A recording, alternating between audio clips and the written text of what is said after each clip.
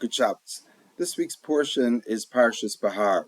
But instead of talking about the portion, I'd like to talk about a passage from the Haftorah, which we read after we read the Torah portion every week. And it's a passage from Yirmiyahu, from Jeremiah. And it's also related to that which is in the news lately about collective punishment. Of course, when we think about collective punishment, we think about all of the problems that happening today in Israel and Gaza, and whether people should suffer for the sins of others. And I'd like to just talk about it from a theoretical point of view, and then leave it up to you to understand how to apply it. The passage in Yirmiyahu in the Haftarah says that you are the one who created the heaven and the earth with a great power and an outstretched arm.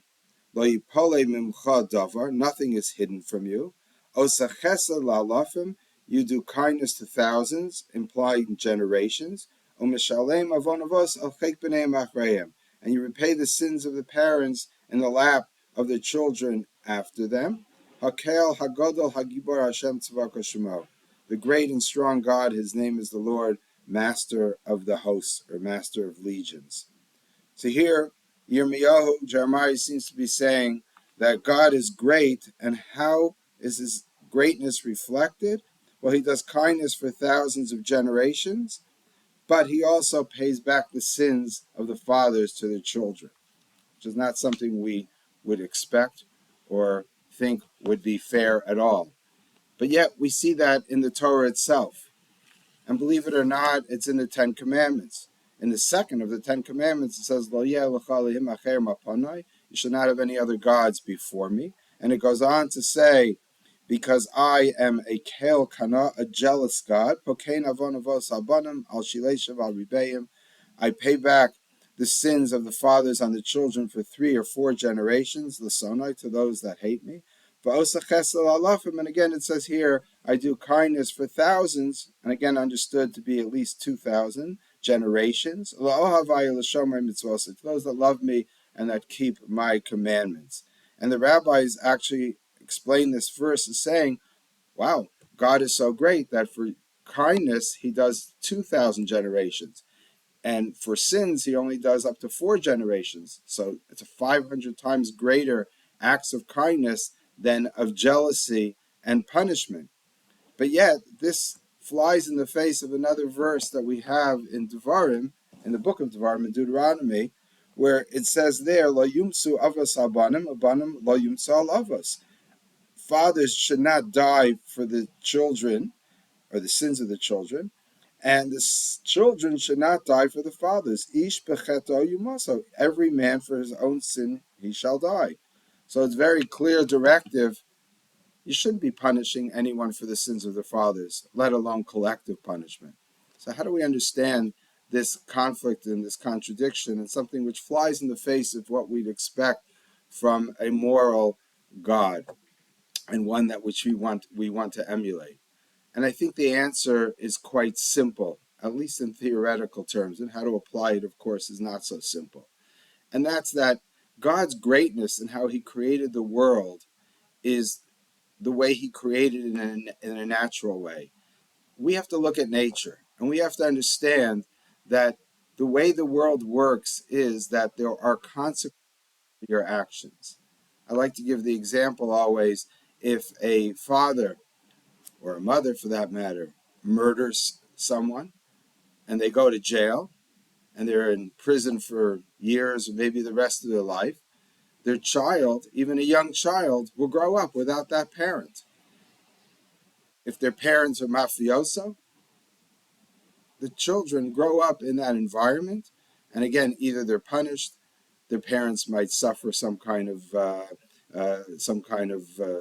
accident which happens in that world, and they grow up with the stigma of knowing their parents are thieves, robbers, and criminals. So these children are innocent, but yet they are left with the stigma of their parents' actions, and of course the consequences of not having a parent and living in such an environment. So you could say that's very unfair. God created a world where children suffer for the sins of their parents. And I don't have an answer about why God created the world that way, as much as to say, well, how else do you create a world? How else do you create a world where parents raise children and they're completely isolated from each other? That's just not the way we understand the way the world should work. Maybe in some fantasy world, you could have a creation where children and parents are not related, where brother and sister have nothing to do with each other. But that's not the way the world works, the one that we understand. So even though it's God actually telling us, this is my greatness, as Yirmiyahu says, it's still understood that, yes, when you do an act of kindness or you follow the commandments of God, excuse me, that carries on for maybe thousands of generations because goodness might stick. Whereas hopefully the wicked acts of these evil parents hopefully will be forgotten and the stain will be removed from the family after 3 or 4 generations. But there are consequences to our actions, and those consequences have an effect, whether it's on our children, our family, our community, or our people. We can't really control that. But what is the verse in Devarim telling us? The verse in Devarim is saying that we have to the greatest extent that we possibly can, make sure that ish becheto yumasa, that every person only dies or is punished for their own sins. We're not going to go to a court of law and punish the child for the father or the father for the child. Yes, there are consequences. There are natural consequences. We can't control that. So when God's saying in the Ten Commandments that happens, yes, it says Kel Kana, God is a jealous God. But that's the God of creation. That's the God who created nature the way it is. It's not a God who's acting in a vengeful way.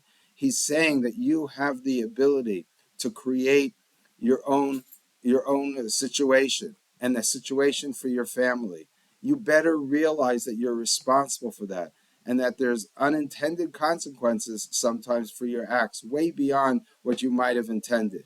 And hopefully that works for your benefit, but it also could work in the opposite way. But we have to try to be careful to the extent possible not to have that happen. And that is our responsibility. There's this balance. There are unintended consequences to actions. And of course, when it comes to the war that's going on in Gaza, how to apply this, you could apply it both ways, obviously. We won't get into how the details of the application. But you have to understand, I think we all have to understand that we don't always control the outcome of the acts that we have in a way which is so neat as the verse in Devarim says. But we have to make every effort. Certainly when it comes to a court of law, we're not going to punish a child for a father or father for a child. But we have to be aware of what we're doing and what responsibility we have for our actions.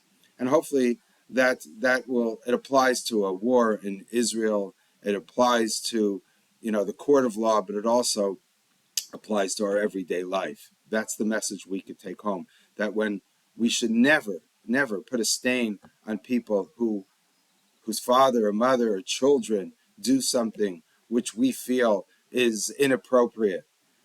And maybe the opposite is true. We can't also reward them necessarily. But there are consequences that come naturally. And maybe on that one, maybe a little sin and giving someone kindness because of their parents won't hurt us so much. But basically, we have to realize that everyone is responsible for his own actions, and we have to treat people in that way. And hopefully, that's a lesson we take home and really learn to apply that in our everyday life. Good Shabbos.